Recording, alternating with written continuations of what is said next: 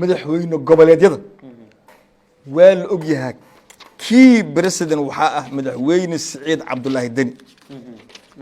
number 1 waaye madaxweyne Siciid Cabdullaahi Deni is more powerful than President Farmaajo يعني hadda la joogo siyaasad game politics hadii hadda la ciyaaro siyaasadda Soomaaliya hadii hadda la isku miisaamo madaxweyne Farmaajo oo dhinac ah iyo madaxweyne Siciid Cabdullaahi Deni oo dhinac ah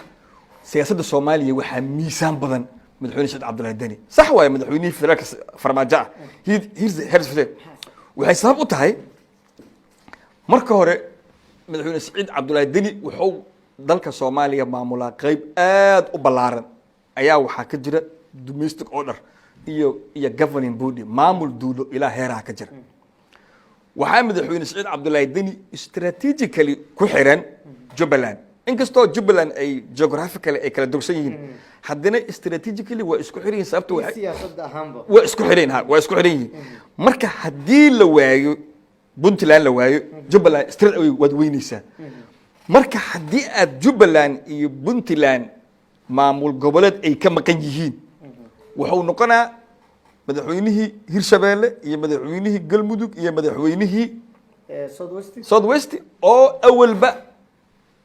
lagu xamanayay inay u yihiin sub committee fadhila Soomaaliya marka macna ma yeelanayso mujeeda marka labadan state ee powerful ka ah oo institutionada oo functioning ka ah ayaa loo baahan sadarteed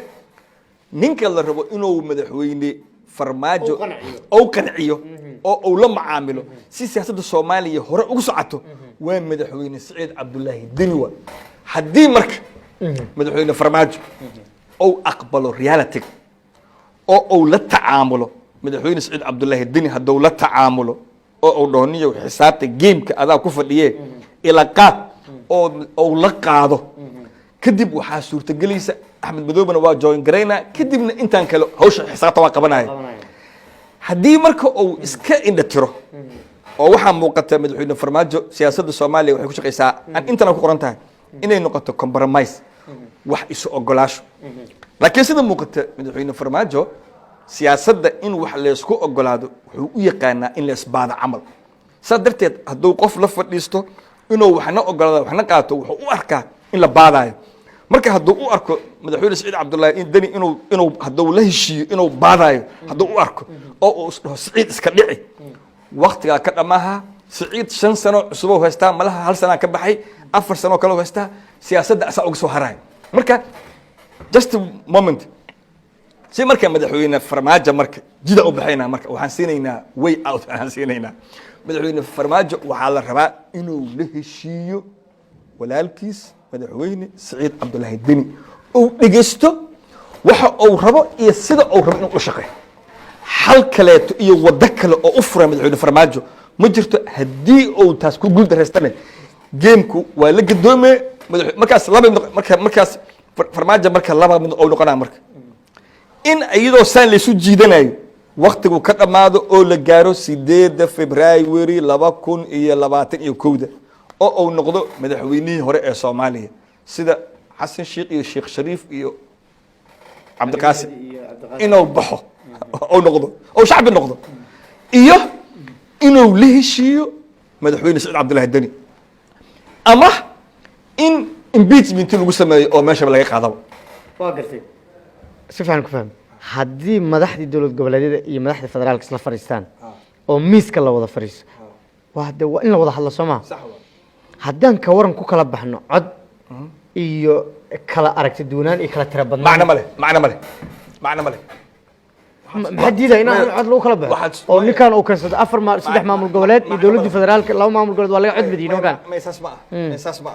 saas ma cod ma cod haddii lagu kala baxayo golaha amniga adduunyada veto power lama sameeyay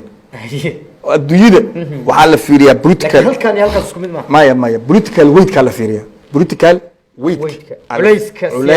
miisaanka dadka iyo dhulka la maamulaya la fiiriyaa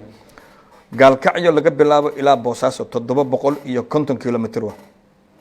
ana gaari ka raacay gaalkacyaan ka raacay waxaan ka qadeeyay Burtinle habeenkii waxaan u hiday oon joogay Garowe dhowr cishaan joogay waa ka baxay wax ka miisaanka Puntland maya wax ka soo gaariyaan ka raacay waxaan tagay Boosaaso haddana waa soo jooga boosaasaan gaari ka soo raacay garowaan imid waa ka soo baxay waxaan imaaday gaalkacyo lama kulmin hal checkpoint oo gaarigii aan saaray la weydiinayo $1,000 oo shilin Soomaaliya dhulkaas marka orderka oo ka jiro iyo maamulka oo ka jiro iyo dawladda ay ka jirto lalama meel dhigaayo dad oo miidkooda aan duga karin lalama meel dhigaayo marka siyaasadda Soomaaliya Puntland ayaa waxay tahay miisaanka siyaasadda Soomaaliya ayadaa rajixaysa dawladaha xubnaha ka ah dhamaan waa muhiim laakiin miisaanka siyaasadda ee Soomaaliya galabta qofkii raba inuu xaliyo shardina waa la galay qofka Soomaaliya arya xaliya siyaasadda Soomaaliya asagoo aan ka haysan okay garow qof xali kara ma jiro just waa full stop cid kasta isu keen golaha shacabka keen baarlamaanka keen maamul goboleed keen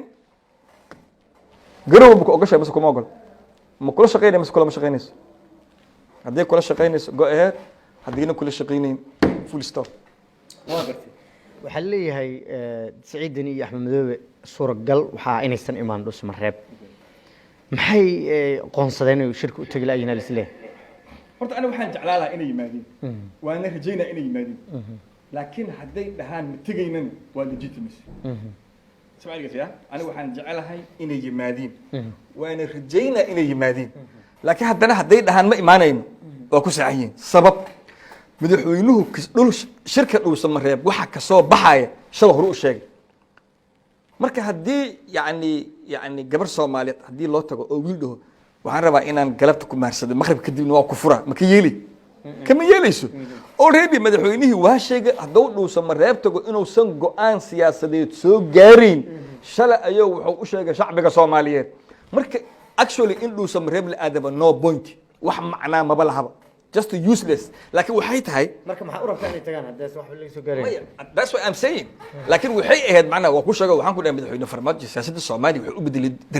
dareendoor horur ma socdo galaan ma socdo laakiin Soomaaliya xukuma malaha kaadi badane waa loo gogol badiyaa bal ninkaan maadaama oo hadda ilaa laga gaarayo 7 Febraayo political sovereignty Soomaaliya maadaama asagoo gacanta ku hayo ama uu yahay head of state Soomaaliya uu yahay ama bulshada caalamka u aqoonsan tahay inuu yahay madaxweynihii Soomaaliya waa in la ixtiraamo inkastoo uusan asagu ixtiraamin dastuurkii lagu ixtiraamay asaga madaxweyne fiiri awoodaha uu leeyahay iyo wuxuu leeyahay inta ku qoran laakiin ma ixtiraamayo marka iyadoo la ixtiraamayo waxaan diidaynaa in la dhaho dadka Soomaaliyeed waa qaswada waa fawdaawiyiin madaxweynihii iyo meel fadhi u tigoy marka la ilahay madaxweynaha loo tago laakiin haddana madaxweynaha haddii loo tagi waayo asaa ka shaqeeyay marka yowsan eedin cid kale asagoo isado shala markuu dhahay intuu soo istaagay golaha shacbiga u dhahay okay Dhuusamareeban aadaa go'aana kama soo baxayo waxa aan soo arkana waa inuu kala soo laabana waa u jeedaa inuusan wax macmal ahayn safarkiisa waxaa Dhuusamareeb maanta aaday sidoo kale gudoomiyaha gobolka Banaadir kam uu ka qayb galin shirkii hore maxaa miisaan inta lagu soo kordhin karaa shirka Dhuusamareeb 3 mayorka magaalada Muqdisho ama gudoomiyaha gobolka Banaadir طبعا gudoomiyaha gobolka Banaadir wuxuu ka tirsan yahay xafiiska madaxweynaha marka waa nin la socda madaxweynihiisa wuxuu soo kordhiyaa marka wixii madaxweynihiisu soo kordhiyo uu soo kordhiyaa wax asaga dheeri ah oo uu keenay ma jirto yani fiiri madaxweynaha ra'iisul wasaaraha wasiirka arrimaha gudaha wasiirka dastuurka hadday raacaan taliyaasha ciidamada hadduu raaca duqa magaalada Muqdisho la taliyaashiisa kulli hadday dawladda dhan ay guurto waa shaqaalihii xafiiska madaxweynaha hadalba iyagu uma furraba wixii uu madaxweynuhu dhaho unbay iyagu u sacbinayaan marka mayorka waqti isaga dhuminaa isagoo shaqooyin kale u yaala waxaan dhanaa madaxweynaha aaditaankiisaba waastayme madaxweynaha laftigiisa inuu aadaabo aba waqti dhumise markii dhinaciisa ka dhumaya maxaa ka rabtaa waa gartay marka mayorka magaalada Muqdisho asal laftigiisa waqti ku dhuminaa madaxweynaha waqtigiisa dhumiyo haaye waa gartay maxaa gaaray shirka Dhuusamareeb haddii aan wax natiijo ka soo baxsado adag u badinayso haddii aan lis afgaran 8 February la gaaro iyadoo aan wax is afgarada dhicin 9 February dalkan seliila maxaa dhacay horta ilaahay waxaan ka rajaynaynaa inaysan dhicin Soomaaliduna inkastoo dalka Soomaaliya dalka Soomaaliya dadka Soomaaliya iskale waxaa la rabaa inaan anigu dalkeena aan maamulno oo dastuurkan ku meel gaarka ahaan samaysanay isku ixtiraamno oo raacno aan iska rabaa oo aan ogaano siyaasadda Soomaaliya inay dib u heshiisiin ku jirto dalkana anaga iskale laakiin waa maamulo weyne waana ismaqli weyne sida iska caadiga ilmaha yaryarka ah إلى حلو ولا تسف ولا حولهن هو ديبنا كوا سف هذا واحد ما قرطة هدي أن نقنو دب أن دل كود يدد كود أن معمول كريم نمنا دب نصدر صدور باش الحاضر أنت دقن سفارة هذا دقوا أرتي وزارة التعليم هدي بدأ يجانو وردي ربورك يجانو وردي تكدا يجانو وردي بنجيدا يجانو وردي مدحتويدا يجانو وردي كلها شعب يجانو وردي I think وزارة الجاشان نجح حتى أملها يجانو وردي مجال عاصمة يجانو وردي dadkaas oo kula joogo oo waardiyaha ku haya oo safaaradaha leh oo hay'adaha caalamiga leh oo waraaqaha soo qoray meesha iskama fadhiyaan wayna u jeedaan waana sababta ay warqad adag doraad ugu soo qoreen madaxweynaha inay san dhicin 8 Febraayo 2012 oo aan 20 oo aan waxba la qaban inay san dhicin darteed ka hortagid ay ka hortagayaan ay saa u sameeyeen taas waa mid annaga nafsadeena waxaa naga rabaa haddaan nahay Soomaali inaan bini aadam noqono gaar ahaan golaha shacbiga ayaga oo aan ka shaqeynayn kuna shaqeynayn rabitaanka dadka Soomaaliyeed iyo dastuurka haddana waxaa la rabaa inay meel iska dhigaan ku darsasho iyo waa sii joogaynaa waxaan leenahay war dadka Soomaaliya waa ku hore idin doortay haddana waa idin dooranayaane kuraasti ka doonto markaad 2 sano oo doorasho oo waxay dhahaan mugtahay doorasho dadban waxaa ka soo dhinac baxday ku darsasho dadban marka golaha shacbiga waxaan leenahay waryaaye doorasho dadban iyo ku darsasho dadban waxaa roon oo sharciyada u dhow doorasho dadban anagoo ka soo horjeeda doorasho dadban laakiin haddana waxaan ogaa inaysan dhicin doorasho hal qof hal cod marka إلهي سبحانه وتعالى وحده فإلم تجدوا ما أن فتيمموا هداد ويسان بي أد كوي سقالتان كجبيست سوماليا هاد دوريس دورش هالقف على عضو واسدة في عناد لكن وادع ويس وإن دورش اللي قبتها سوماليا دورش ضدبا لكن لقرحية what I mean لقرحية to reduce the corruption لا لوش خالص إن هوصل له one way or another أو هوصل له كانوا حيتها number كدتك أو حلبان كدورنا إن لبضيو iyo in dadka la suugiyo dad badan la waa sheegeen horena u sheegay hadana waa sheegay macnaha ka soo qaad kursigii halkii kursi oo xildhibaan inay doorato 152 kuraasta in la suugiyo 3 markaas waxay noqonaysaa 450 iyo 3 ay noqonaysaa halkii xildhibaan marka 450 iyo 3 xildhibaan leeyish wili dad si kara jir laakiin waxay noqonayaan dad aad u yar noqonayaan haddii numberka la sii badana kaba sii fiican oo aad dhaafsiiso aad mesela 900 aad gees kaba sii fiican numberka dadka dooranaya hala badiyo hana la isu geeyo si meesha looga saaro laaluushka si ay u soo baxaan dad u hela fursad iyagoon lacag dhiibin inay soo baxaan marka taas wali way nadar u sameyn karaa doorasho hal qof hal codne ama ujeedaa dama idman weligay doorasho kama qayb gelin hal mar anoo dhalinyaro ah oo meel u socdo oo inaan rabo inaan soo cayaro kubad soo cayaro ayaa 87 aan niman guuladayaal ay qabteen waxay dhahan waraa istaag waxay dhahan maanta ma codeen waa tii oo hal qofeed waa ay kaxeeyeen degmada howladagan deganay xaafadaas oo meel dhalaanta taleex may dhahan baar wax ku ogtaan meeshii igeen markii igeen igoo guulash igoo wada maxbuus camal igoo wada meeshii igeen habar meel fadhido kamid ah habraha degmada maaqaano maamo weyn meel fadhido haysata buug iga qorta magacayga iyo tabeele iyo laan iyo waxaan deganahay wax igu yaqiineen warqada ii dhiibtay iyadoo labadi guulood ila socdaan ay raaceen waxay dhaheen inta sanduuqan ku rid sanduuq halka xabale waaya oo oda maxamed uu ku sawray marka doorasho seen uu gada aniga da'adaan aan doorasho qaadan oo taas ka soo qayb gal ma taas oo kala hadda qabanayna yaani 33 sano ka bacdi taas amal ma qabanayna yaani hadii aniga aan maqlo doorasho hal qof iyo hal coda haddaan maqlo taa waxa igu soo dhacatay oo ay qabteen guuladayaasha ee liigii laanta waxaa dhahay xawtaabka ee la dhaha guulada uu dhahay inta kurid marka maaqaan haddana haddii mar kale 33 sano kadib haddii haddana guuludo kale qabaha ee haddana oo sanduuqa kurdi dhahay maaqaan haddii xooga kacaanka baa kala maaqaan waxaas wax shaqeynaya wadankan ka shaqeynaya ma waana been wadankan waxaa la rabaa dadka Soomaaliyeed intooda wax garata inay ka shaqeeyaan maslaxadda dalkan iyo dadkan dalkaanu dhibaato ku filan waa soo maray waa taas galabta ka socota maalin kastana saas kuma jiri karno waxaa la rabaa dalkan in laga dhiso dawladdii qaanuunka jamhuuriyaddan waa jamhuuriyaddii saddexaad waxaa ka horeysa jamhuuriyaddii koobaad oo dadka Soomaaliyeed wax dooranayeen waa la inqilaabay asgar ayaa habeen madow waxay xadeen rabitaankii dadka Soomaaliyeed dastuurkiina waa qaateen kadibna waxay la soo baxeen wareegto dadka Soomaali qofkay rabaan inay soo xiraan ay dilaan ay maxkamad u sameysteen kadib waxay bilaabeen inay lacag daabacdaan fadlan qaado ay ku kala qaataan wadanka ay boobaan dadka Soomaali ay beelbeel u qaybiyaan kadibna dalkii ay hulciyaan hulcaas ayaan ka soo baxaynaa lama rabo mar kale dalka Soomaaliya in la hulciyo lama rabo dadka Soomaali waa la isku soo tuugtuugay waa la isku keenay walaalo baa la dhahay dalkan iyo dadkan waxay ku jiraan dib u heshiisiin dawladnimo Soomaalina waxay ka dambaysaa si fiican dhigayso dawladnimo Soomaali waxay ka dambaysaa koow marka wax garadka Soomaaliyeed ay ku heshiiyaan nooca dawladnimada Soomaaliya oo aan u jeedo dastuurkan dib u eegistiisa iyo sida ay noqonayso dawladnimada Soomaaliya sida ay dawladda dhexe iyo federaal isla shaqeynayaan awoodaha ay kala qaadanayaan haday tahay xaq ciidan xaq dhaqaale xaq nabadgelyo xaq garsoor inay ka heshiiyaan dadka Soomaaliyeed bulsho ahaan hadda beel la dirsan ma jirto laakiin dad waxaa jira Soomaaliyeed oo tirsanaya deegaano ayna beeshoodu u badneen hanti ay kuliin in uga maqanta dadka Soomaaliyeed qofkii guri ka maqan yahay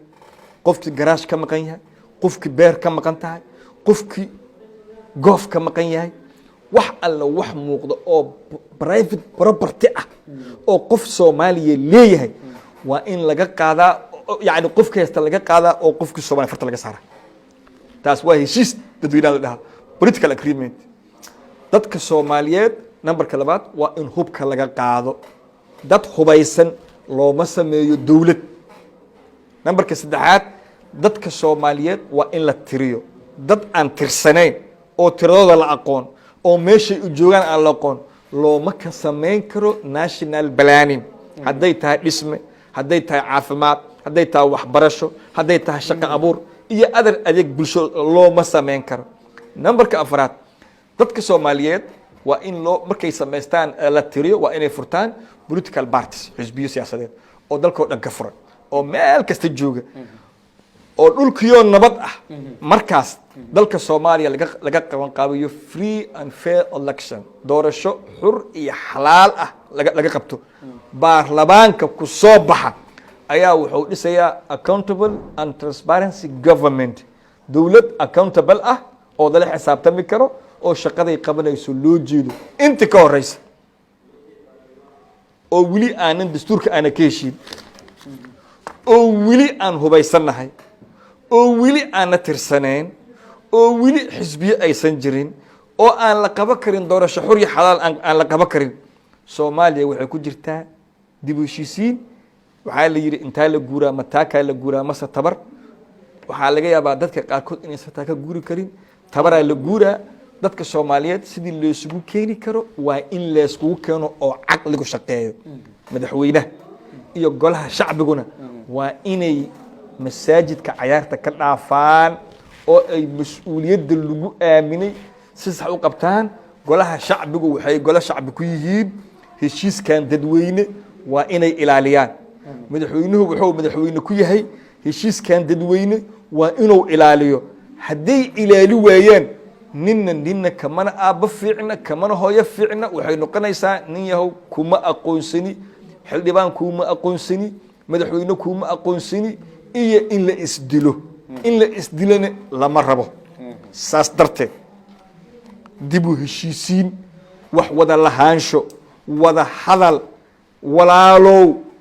sidaasaa loo baahanya